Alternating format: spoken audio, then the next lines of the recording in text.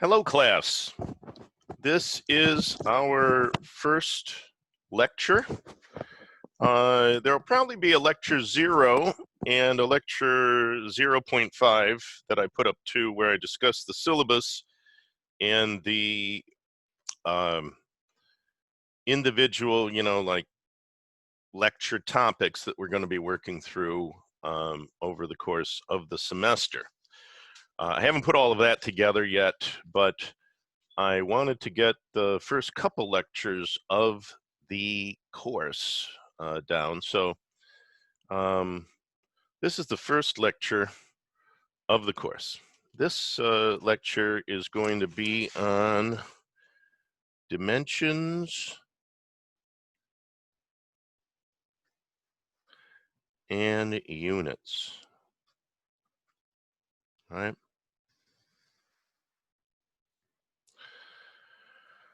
Dimensions and units, it's really the first lecture that I like to do with all classes that I've had for the first time. One cohort of students, I should say, that I've had for the first time. I may have you again. I don't know, I've taught 34 different subjects in 4 different programs, so actually probably a lot more than that. But the one thing that's most important to any engineer, irrespective of whether you're taking network theory, engineering mechanics, electromagnetic field theory, and whatever field that you go into, dimensions and units, and understanding what the primary dimensions are, how those primary dimensions then can be used to derive other dimensions and units for those other dimensions based on those primary dimensions, so that we understand how various different dimensions, and by dimensions I mean area, force, energy, power, those are dimensions. But the units for those dimensions are watts, joules, newtons, as you see them.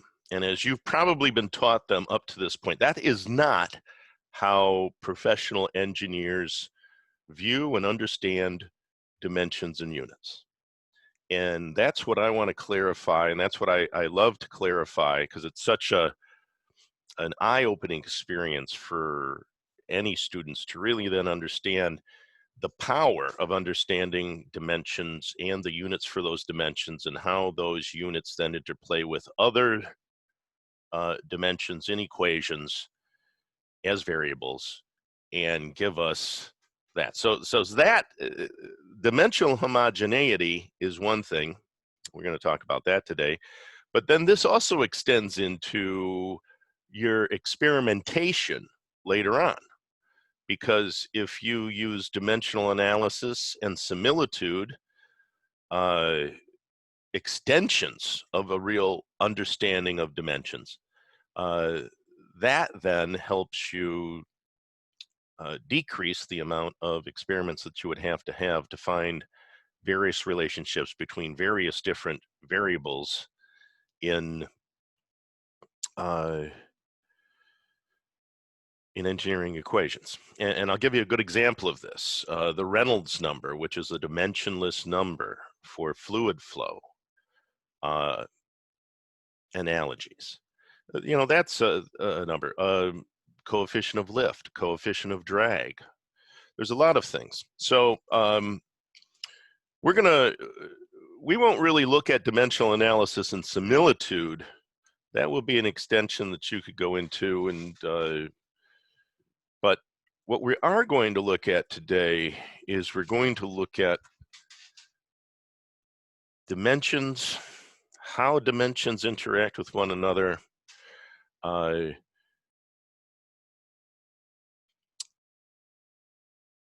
think that's pretty much what today's lecture is going to be about. But why is it so important? 85% of all engineering mistakes, and a lot of those mistakes could end up in fatalities. A lot of those mistakes, for instance, the Mars orbiter. a $600 million satellite that was supposed to go around Mars.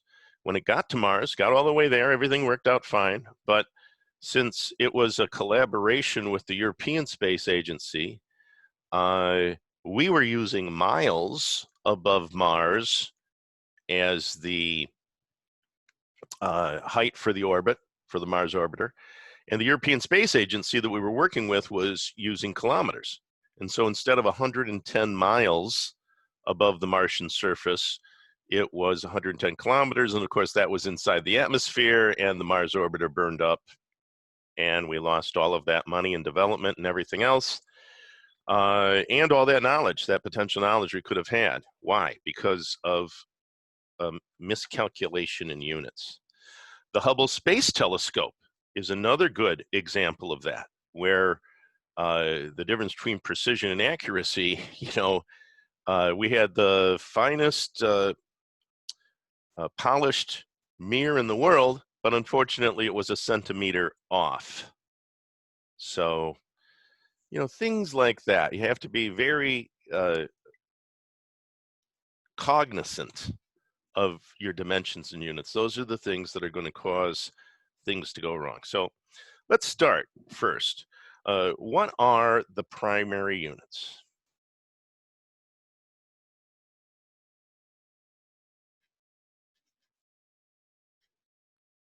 Now, usually when I'm teaching this in an in-person class, I would, call on people, hey, anybody know what the primary units are? But obviously I can't do that here. And but the reason that I want to do this asynchronously is to get the information out there and let you guys learn as much as you possibly can as compared to being in an in-person class without the coronavirus. All right, so let's go through this. When we look at the primary units, I should say, and dimensions, right? Because we want to know what those dimensions are that these primary units are really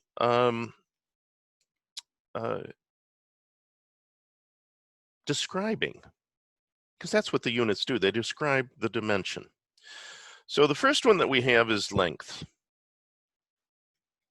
And I think most people know that length, the dimension length, in the SI system of units. Now, there's several systems of units. I'm going to be talking about the SI system of units. What does SI stand for? It stands for system or systeme. Actually, I'm sure that it's système in French. International. So the SI system, and so of course SI system of units is sort of redundant, but that's what it is. So the SI system of units is what we're going to be concentrating on today. Oh, I forgot to turn on my timer, didn't I? Just a second, there we go. Yeah, well, I'm a bit late, but whatever, we'll see how it goes. So the SI system of units is what we're looking at. There's also the British gravitational system of units. Foot, pound, BTU, all of those things. We're not going to be talking about those today. You're going to, as an American engineer, you're going to have to really know both of those two systems and be able to convert between both of those two systems, because both of the two systems are still being used in America today, right? Not really throughout the rest of the world. Australia, England, Europe has pretty much all gone over to the metric system. Most of the world has gone over to the metric system. England, actually, on their roadways, they're sort of like us. They still use miles. So anyway, let's get back to the SI system of units. So the length, as far as the primary units go, is just going to be a meter, right? I'll just write meter because I think everybody knows that M stands for meter, and when you're doing your homework, you're not going to be writing out meter anyway. So I think everybody knows that length is meters. Now, what is another primary unit, right? Probably the oldest one that we have is time, right? Time is the second. So length is in meters and time is in seconds.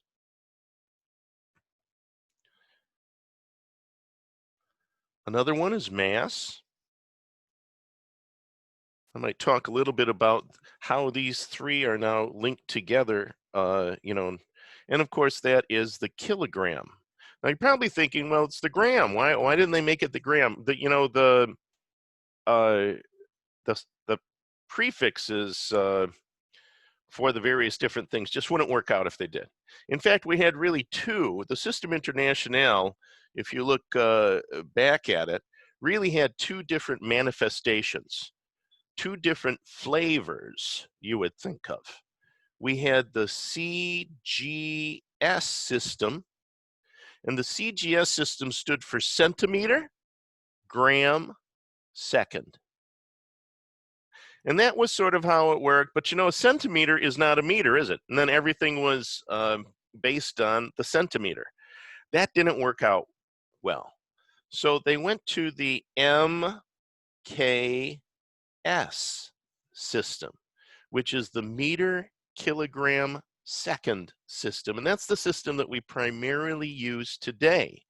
You can think of the difference between, in fact, if you read old books, and by old I mean 1940s, 1930s, 1950s, you're going to see that some of those old books still use a CGS SI dimensional system when they're writing in the book. Now, you can switch that to the MKS system. You can see here that this is 100 different than that, right? The second is the same in both. What is the second? What is the second? The second originally was a heartbeat.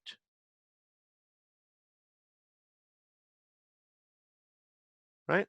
The second is the only dimension and the only unit for that dimension that has stood the test of time. If you go back to 3000 BC, the second was still the primary unit of, because it was a heartbeat, right? Everybody had a heartbeat. You were carrying a heartbeat around with you. So if you've got a heartbeat, here's why the second has been around for so long. Let's say that I had a tree limb, right? And then I put a pendulum. Now, it doesn't matter what size rock you have at the end of that pendulum, does it? Right? Because obviously the momentum and the inertia, balance each other out. Potential energy to kinetic energy. I'm not going to get into all of that. Later on, I'm actually going to, work with potential and kinetic energy to show that they're all energy and they're all going to have the same combination of primary units that describe that energy. But right now, I'm just talking about the second. So it doesn't matter what size rock you have. You tie a string, right, around that rock, and you hang it from a limb of a tree. Now, if you actually take a heartbeat and you were to push that out so that it goes out to its maximum, and then it comes back from that maximum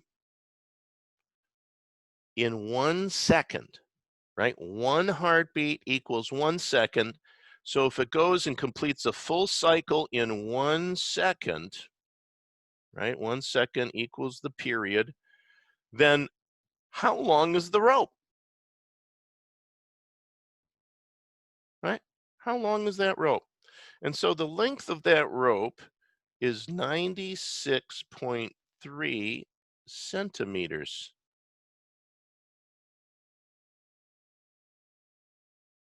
Right? 96.3 centimeters, which was a long cubit. That's right. So they used, in fact, what they did was they took this second. So the second then defines the length in our gravitational system. And everybody that was living in Mesopotamia at the time lived on the surface of the earth. right? It wouldn't have worked for aliens coming from another planet or living on their planet. But everybody at the surface of the Earth, if in one heartbeat it goes out and comes back, it's going to be 96.3 centimeters. Now, what they did is they divided that by 4, and they made a cube, right? So they made a cube. I guess that's not really a cube, but you know what I mean. So they made a cube, and each side of the cube was L over 4, right? And then they filled it with barley, right? So we've got some barley in there. They filled it with barley, and that was their unit of mass. Now, isn't that interesting that the ancient Sumerians, 3000 BC, had linked their units of time with their unit of length with their unit of mass? We did not do that until the last century. We have not gotten back to where they were 3,000 years ago until the last century. So it's interesting, isn't it? It's almost like we had somebody went back in time and said, hey, why don't we do this to these guys? Oh, hey, that's a great idea. Not only that, they invented the sail, they invented the wheel, they invented writing, they invented irrigation. So the ancient Sumerians, we don't know where they came from. We think they came from like southern Iran, but they're not really sure. They weren't Semites like Arab and Israeli people. So anyway, that's just something that you can, something interesting going back to the second. The second by far is the oldest, and of course, because it's a heartbeat. They wanted to change the length of the second when they came up with this, but the Swiss clockmakers who were involved in the System International development said, oh, no, no, no, no, no, no. That would be something against Switzerland. So they ended up keeping the second still, which is, like I say, the heartbeat. Now, there's 2 reasons that our heart beats about 70 times per minute rather than 60 times per minute. And that's because our metabolism has sped up over a 5,000-year period. And also, I think the second back then was probably a little bit different than it is now. Anyway, but it's pretty darn close. They probably did it more when they were, resting. And I don't know. I don't know all of the specifics as to how they went through this, and it leaves a lot to be desired in standardization of weights, doesn't it? Later on, they did standardize weights and coins. That's only 3.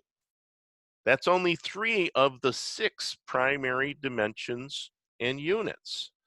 So let's go on to 4, right? Now, you might say, well, those are the mechanical. I would say that length, time, and mass, and you can see we named it CGS, MKS, are really the mechanical units, the mechanical dimensions. Now what we want to do, because we're electrical engineers, is we want to get into the dimensions, the primary dimensions that are really related to electricity. And you might think that, a charge would be the primary dimension. But that is not the case at all. No, instead, because they didn't understand what charge was when they were making this up. I believe that if they really did understand charge and current at the time, they would have made charge the primary unit, but instead they didn't. They made current the primary unit, right? And current is an ampere. I might write that out, but I think everybody knows. And we shorten that to amp when we're talking about current. So current is the ampere, and now we've got 2 more. And what are those? What other primary units would we have that we would want to stick in there that we're going to be using in everything? Temperature, right? So far in all of the primary units we have, we don't really have anything that takes into account heat energy and heat content, do we? So what we want is we want temperature to be in the primary units as well. Now, you might say, well, okay, that's got to be degrees Fahrenheit. No, that's the British gravitational system that uses degrees Fahrenheit. We actually use degrees Kelvin. And I know the purists out there are saying right now, no, they're not called degrees Kelvin. They're really called kelvins. And we got rid of the degree entirely when we came up with kelvins. You know, I can't do that. To me, it's degrees Celsius, degrees Fahrenheit, degrees Rankine, and degrees Kelvin. You know, I just try to I just do that because that's what it is. You know, when we get to this point, what I like to do is I like to sort of look at the relationship between the four primary different, and this extends, yes, into the British gravitational system, but let's just see how all of these things are equated. Let's look at the boiling temperature, right? So if we've got the boiling temperature, what is that in Fahrenheit? I think everybody knows that that's 212 degrees Fahrenheit. What would that be in Celsius? Well, I think everybody knows that that would be 100 degrees Celsius, right? What would it be in Kelvin? Well, we know that Kelvin and Celsius are just displaced from one another by 273.15 degrees, right? We know the relationship between Kelvin and Celsius. Degrees Kelvin equals degrees Celsius plus 100. 100, that's not what I said. Plus, I was getting ahead of myself. Plus 273.15 degrees, right? So 273.15 degrees plus 100 degrees Celsius gives us 373. I'm not going to put the 15 in there. Degrees Kelvin. All right. Now, I also think that what we should do is probably put the Rankine degrees in there too. And so you're probably thinking, God, Rankine, I don't know Rankine that well. I've heard it before, but I don't really know what Rankine is like. Rankine is the same as Kelvin. So Rankine is to Fahrenheit what Kelvin is to Celsius. Does everyone see what I mean? Rankine is to Fahrenheit what Kelvin is to Celsius. So we've got 212 degrees right there. The difference between absolute zero and 0 degrees Fahrenheit is 456 degrees, right? 456. I'm rounding that a little bit, but you know, I probably should check that to be absolutely. I'm going to go with 456. And that would give us 668 degrees Rankine. Actually, I think it's, you know, I better check that. Just a second, let me check that. I'm going to come back and say, oh my God, no, it's 560 or something. I'm just thinking off the top of my head. Just a second. Okay, I'm back. Yeah, I was 4 off actually. It was 460. So I'll put that down here. Degrees Rankine equals 460 degrees Fahrenheit plus whatever the degree Fahrenheit is, right?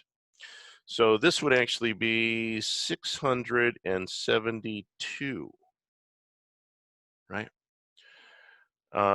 Yeah, don't, that doesn't have anything to do with that. So there you go, 672 degrees Rankine equals 212 degrees Fahrenheit. Now you've got to remember also that where these start is not the same. Where Fahrenheit starts and where Celsius starts are not the same. So what I want to do is I want to sort of look at these. There's boiling of water, right? Boiling of H2O. And then how about the freezing temperature of water? Let's shoot that across there. So for Fahrenheit, the freezing temperature of water is going to be 32 degrees Fahrenheit. Does everyone see that? And since we know it's 460 degrees, if we wanted to find out the degrees Rankine from the degrees Fahrenheit, it would just be 492. So we can do that, 492 degrees Rankine, right? Does everyone see that? Now, how about for the freezing temperature of Celsius is 0 degrees Celsius. And of course, that would mean the 273.15 or the 273 degrees Kelvin. If I took this all the way down to absolute 0, so absolute 0, of course, is where we take all of the energy away from anything that we have. Even, I mean, I wouldn't say that liquid hydrogen is liquid at absolute 0 because you can't really get down to absolute 0, but it's sort of a nebulous fluid, I guess you'd call that at that time, a super fluid. Now, at absolute 0, we see that we've got 0 degrees Kelvin and we've got 0 degrees Rankine, right? We have minus 273 degrees Celsius. And what do we have here? Right, it's not, that's 32 degrees Fahrenheit. And so this would be minus 460 degrees Fahrenheit, right? Because I think everybody can see that. So at 3 different points, and showing you the interrelationship between all 4 of the different temperature scales that you may be coming in contact with throughout your engineering career. And I know what you're saying. What's number 6? Oh my God, we've covered distance, we've covered time, we've covered mass, current, temperature. And in just using these 6 primary units. Now the last one is luminous intensity. Now you might say, well, why didn't they use luminous flux instead of luminous intensity? I wasn't in that group at the thing that was making the decision, so I can't really tell you. A lot of people think that they did use luminous flux rather than luminous intensity, but they didn't.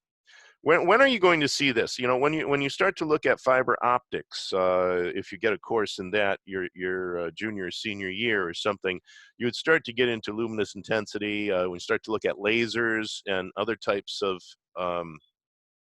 optical and optronic products, you're getting into luminous intensity. So luminous intensity, I'm just going to give you this one. It's the candela. So those are our 6 primary units. I'm just going to bring that across there. Those are the 6 primary units, and I wanted to give you sort of a background in each of those, and of course to look at what the ancient Sumerians had done and what we've done. It's fantastic to study how dimensions and units and how we've used these have changed over time. Great, history lesson if nothing else, and to really see how people have grappled with this and how, we're very much the same as we were 5,000 years ago. Now, what I want to do is I want to look at some what I call derived units. And for some of these derived units, by the way, we have nicknames. We have nicknames. You, as engineers, should try to only use those nicknames once you've mastered the combination of primary units that describe that dimension. Okay? That's what I want you to do. So let's get back to this. So the first of the derived units, in fact, I'll just write derived units right here. And we're going to start with a very easy one that you probably don't even think is a derived unit. I'm going to start with area. And for a dimension that we're going to be deriving, we really need an equation that would relate that dimension to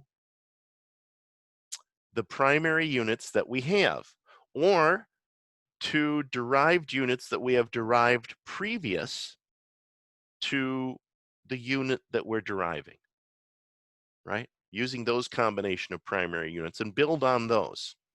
I'll give you an example. Let's say that we've got area, right? Well, what's the defining equation for area that would use any of the primary units here? Let's say that I've got area equals length times width, right?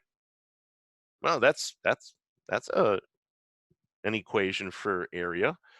How about pi r squared? Isn't that the area of a circle, right?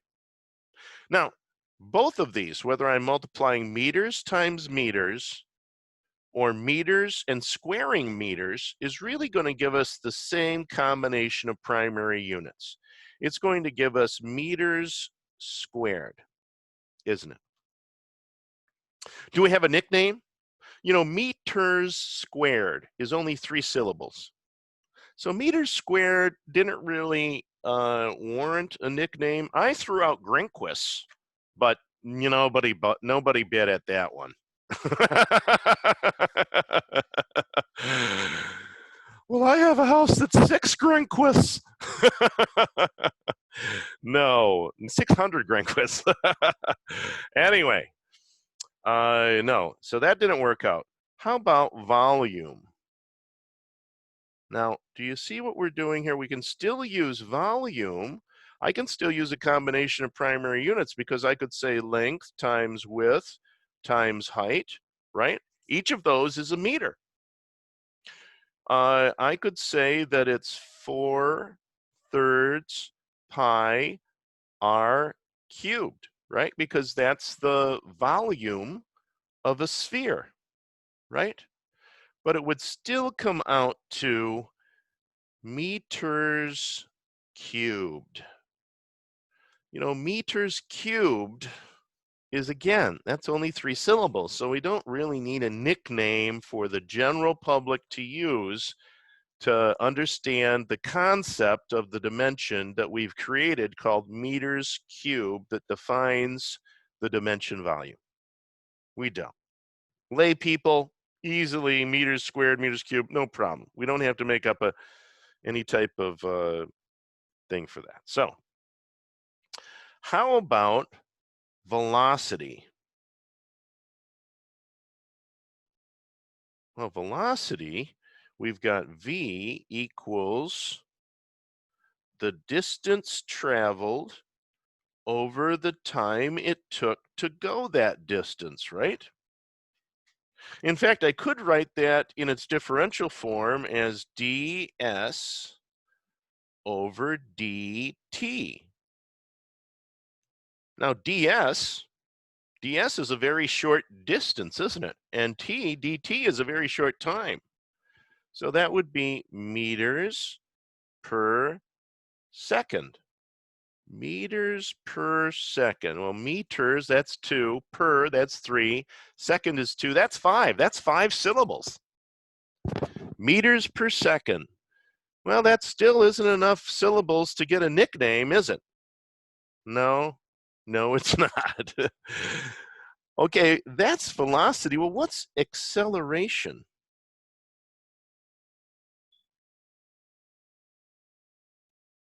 What is acceleration? Well, acceleration is the change in velocity over the change in time.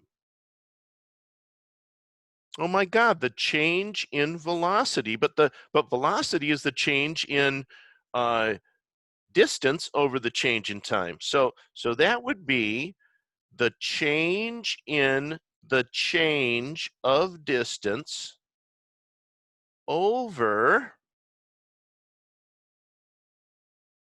right, the change in time. So change in this over the change in time. Now, let me just take another color pen here for a second. I hope this pen, oh, that might not be thick enough. Just a second, let's get I got an orange one here. Now, first of all, what did I write down here?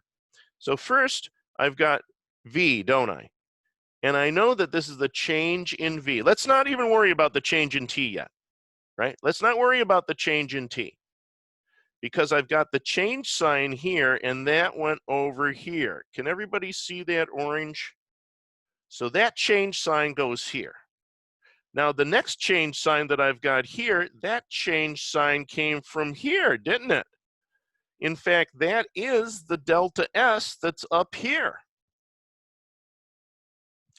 And the delta T that's down here is this delta T, isn't it? Does everyone see what I've done so far? I've just taken delta, goes here. Delta S follows it. Delta T is on bottom, it goes here. So, so this part here is the delta that's there, and this V here is this part here, isn't it? Does everyone see that? But what else do I have underneath there? I have another delta T, don't I? So how would I write that in differential form? Pay attention to me right here, all of you that think that eventually you're going to go to grad school. Pay very close attention to me. All of you people here that think you're going to grad school. This would be d squared s over dt squared, wouldn't it? That's right. That's right. So that equals meters, because the s is in meters. The d is squared, not the s. And down here, the whole thing, dt, is all squared, isn't it? So it's meters per second squared. Understand that. That's going to come in so handy in graduate school. Now, I'm only going to do one more because I think I'm running out of time here, but let's do force, because this is the first derived unit where we're not going to be using primary units. In fact, what's my defining equation for force? Isn't it mass times acceleration? Mass times acceleration. I probably should pull that up a bit, or oh no, there you go. Yeah, whatever, it looks good. Okay, mass times acceleration. When we know what mass is, that is a primary unit. That's a kilogram, isn't it? But now we know, we have derived what acceleration is. That's mass over second squared. So that gives us a kilogram meter over second squared. And what do we call that? What is the nickname that we let normal population people use that can't understand really the understanding of a kilogram meter per second squared. That's squared, by the way, squared. And we do this for young children, high school students before they become engineers and everything else, and we call it a Newton. That is the dumbed down version of a kilogram meter per second squared. Remember who you're becoming.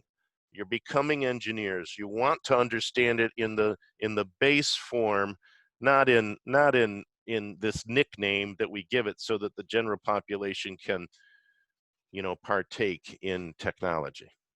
All right.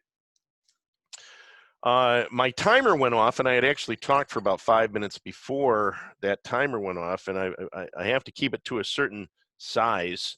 So this is probably about 40 minutes. We're going to take up from there on our dimensions and units for our second lecture in just a minute. Actually, as soon as you click on the next lecture, you'll see it. It's going to be about 5 minutes for me, though. Okay, see you there.